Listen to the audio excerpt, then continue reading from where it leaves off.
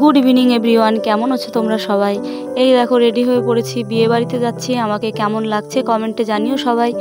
এই যে আমরা লজে চলে এসেছি, আর আমাদের এখানে বিয়েগুলো সব লজেই করে। তো তারপর আমি এই দেখো গেটে একটা এন্ট্রি নিলাম, বেশ নায়িকা নায়িকা ফিল হচ্ছিল। তারপর কি স্টার্টারে অনেক আইটেম করেছে, তো চলো ভিতরে গিয়ে তোমাদের দেখাই। আর এই যে দেখো নেহা, ও খুব একটা সাজুগুজু করতে পছন্দ করে না, প্রচণ্ড পরিমাণে গরম পড়েছে, তাই নর্মাল একটা জামা পরিয়ে নিয়ে চলে এসেছি। এই যে দেখো, তো আমরা এখন ফুচকার লাইনে দাঁড়িয়ে পড়বো। স্টার্টারে অনেক আইটেম আছে, সেগুলো তো খেতে হবে। তো স্টার্টারে ছিল হচ্ছে ম্যাঙ্গো লস্যি, ফুচকা আর কফি।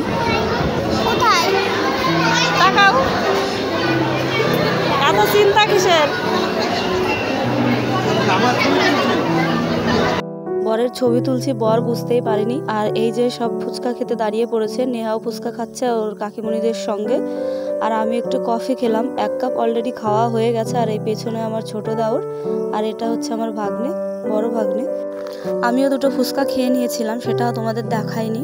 তারপর এই যে কন্যাযাত্রীর লোক চলে এসছে, খাবার লাইনে প্রচুর ভিড় ছিল। তারপর অনেকক্ষণ পরে 11টা নাগাদ আমরা বসলাম। এই যে প্লেট দেওয়ার পর টিস্যু আর জলের বোতল দিয়ে গেল। তারপর ভেজিটেবিলের চপ আর চাটনি দিয়ে গেছিলো, পুদিনার চাটনি। আর এই দেখো পিছনে আমার নেহা আর অঙ্কিত বসেছিল। একটা কুলচা আর কাবলি ছোলা দিয়ে গেল, তারপর ডাল, তারপর মাছ। তারপর খেতে খেতে পাতা চেঞ্জ হয়ে গেল। কেন জানো?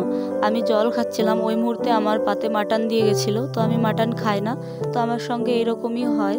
বিয়ে বাড়িতে এর আগের বারও এরকম হয়েছিল, মাটন খেয়ে ফেলেছিলাম, তারপর বমি করে বাড়ি আসতে হয় আমার। তারপর সব খাওয়া দাওয়া হয়ে গেল, চাটনি পাঁপড়, এই যে মিষ্টি খাচ্ছি। আর শান্তি করে বসে একটু আইসক্রিম খাচ্ছিলাম পাশে বসে। তো ভিডিওটা কেমন লাগলো সকলে জানিও। সবাই ভালো থেকো, সুস্থ থেকো, টাটা।